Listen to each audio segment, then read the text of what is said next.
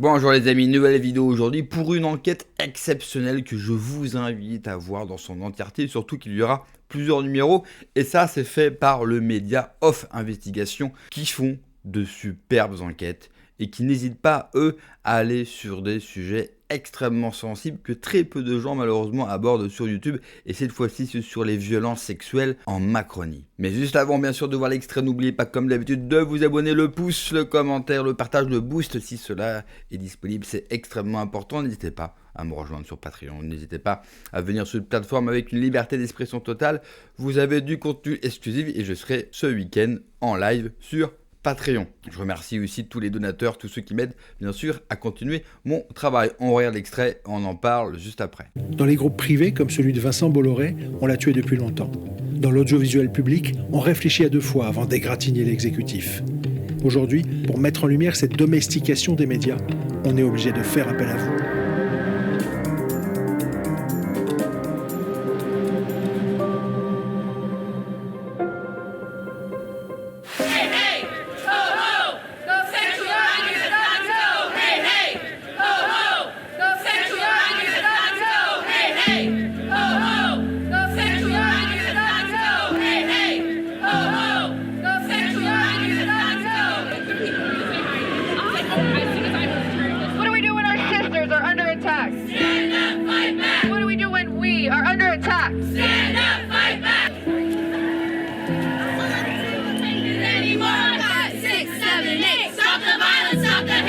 Raise your hand and say, me too! Me too! Me too!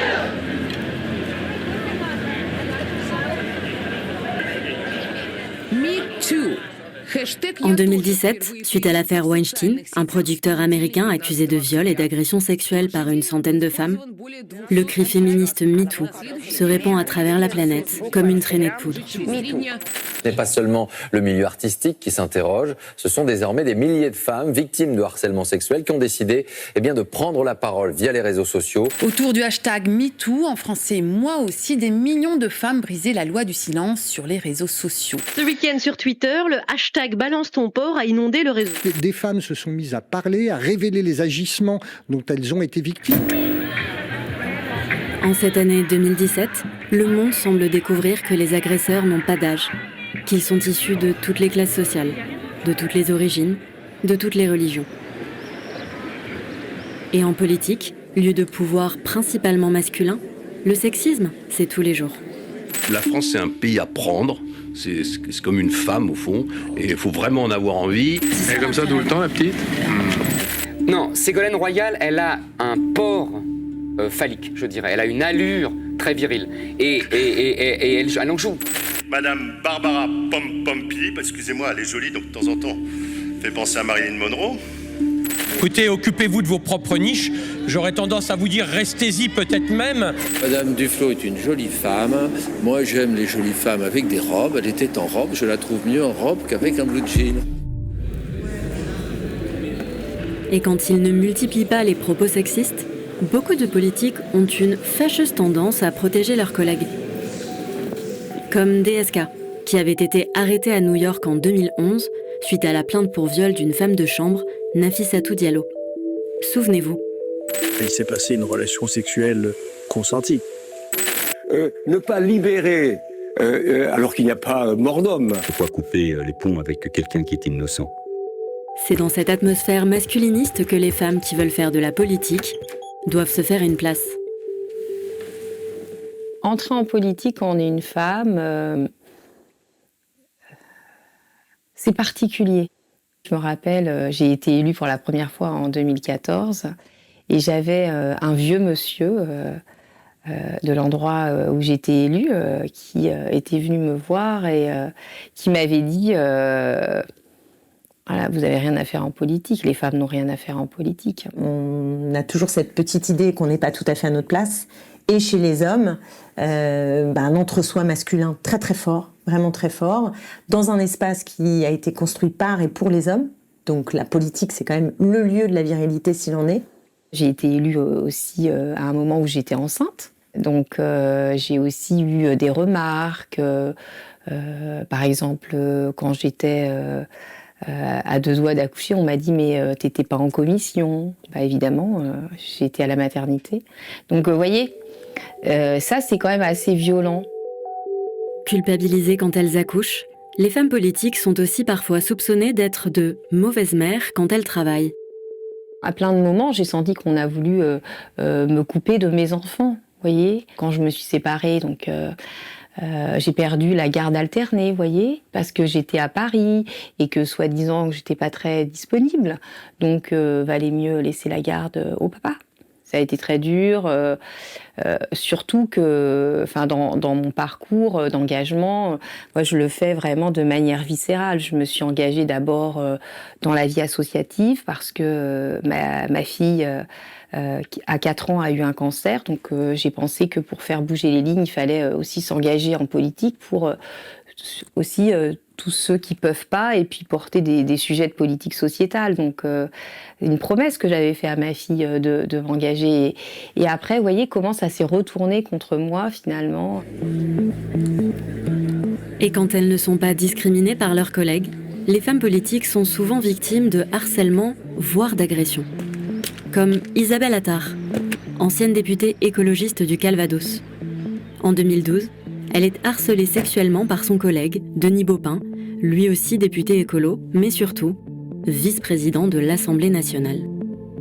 Sauf qu'en ce début de quinquennat Hollande, l'omerta règne encore dans le monde politique. Si je n'ai pas parlé dès le début, c'est parce qu'on croit être seul.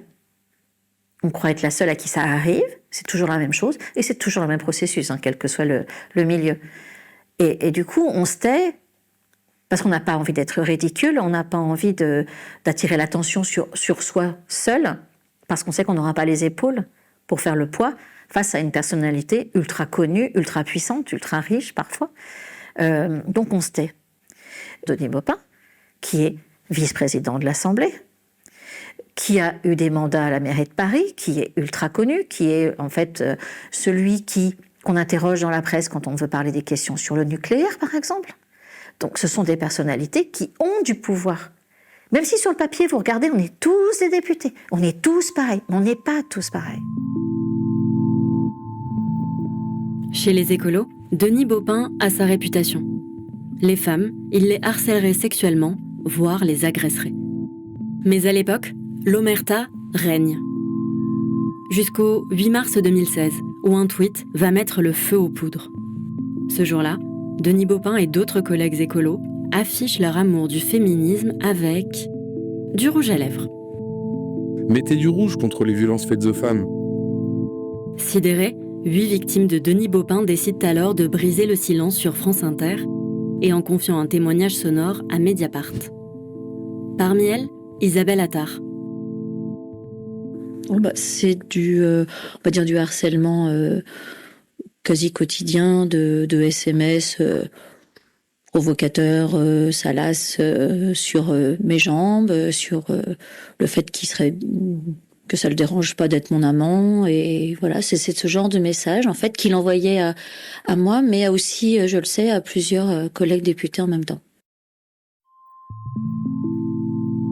Alors porte-parole d'Europe Écologie Les Verts, Sandrine Rousseau avait également été agressée sexuellement par Baupin en 2011 lors d'une réunion avec des cadres du parti.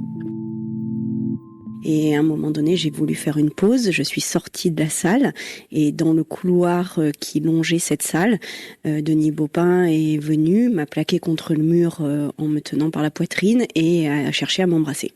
Comment vous avez réagi à ce moment-là ? Je l'ai repoussé violemment et je lui ai dit que... Enfin non, je l'ai juste repoussé violemment. D'ailleurs, je lui ai rien dit sur le moment. J'étais tellement choquée que j'ai pas dit grand-chose en fait. Quand plusieurs victimes portent plainte contre Denis Baupin, un premier coup est porté à l'omerta qui régnait jusqu'alors en politique. Mais en cette année 2016, comme les agressions sexuelles alléguées remontent à plus de 5 ans, la loi ne permet pas de les poursuivre. L'affaire aurait pu en rester là. Sauf que... Denis Baupin attaque en justice les journalistes et les 6 femmes qui ont témoigné à visage découvert. Il les attaque pour diffamation.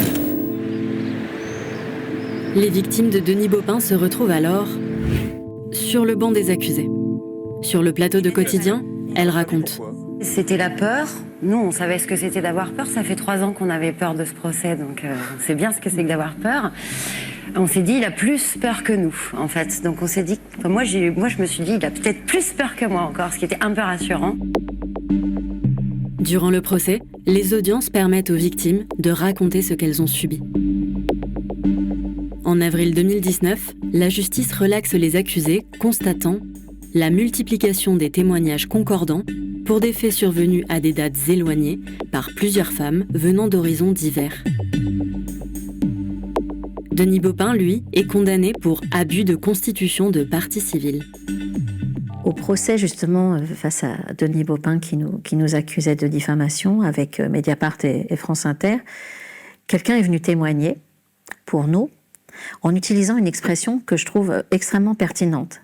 Elle a dit que ce genre de prédateur, d'agresseur, s'attaquait toujours à la dernière gazelle du troupeau.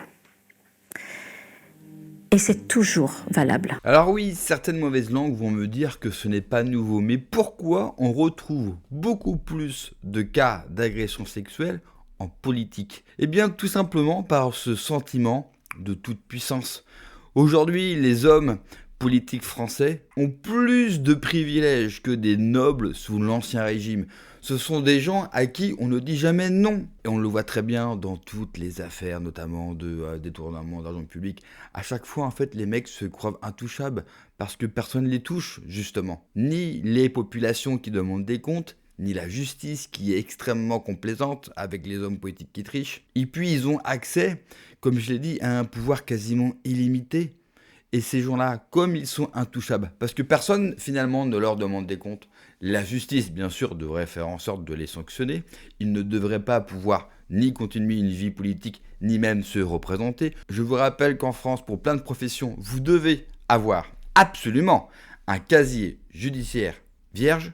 En politique, nul besoin. Vous pouvez être condamné plusieurs fois, vous pouvez être élu député, maire, sénateur, sans aucun problème. Ces mecs-là jouissent d'une telle puissance qu'ils ont besoin de l'exprimer sur les femmes parce qu'ils voient la femme comme quelque chose de faible et de fragile sur lesquels ils ont bien sûr une emprise au vu de leur position sociale, de leur position politique. Et cette dérive, bien sûr, peut amener également à d'autres dérives avec des cas notamment de pédophilie. Vous avez des hommes politiques encore aujourd'hui de premier plan. Je pense notamment à Éric Coquerel qui a une réputation très lourde derrière lui. D'ailleurs, une affaire était sortie, ça n'avait jamais donné suite. Pourtant, il continue à être une des personnes les plus influentes au sein des LFI. Ou alors, souvenez-vous de ce député LR ou macroniste qui avait drogué une de ses collègues pour l'abuser directement chez lui. Là encore, il ne connaît que trop peu de problèmes. En France, il serait grand temps, et à tous les niveaux, de mettre une politique de tolérance zéro. Merci d'avoir regardé la vidéo les amis, et merci encore à Off Investigation pour son travail. N'hésitez pas à aller voir le reportage en entier et leurs derniers documentaires qui sont tout simplement excellent. N'oubliez pas de vous abonner, le pouce, le commentaire, le partage, le boost de la vidéo. Prenez soin de vous, que Dieu vous protège. Allez, ciao.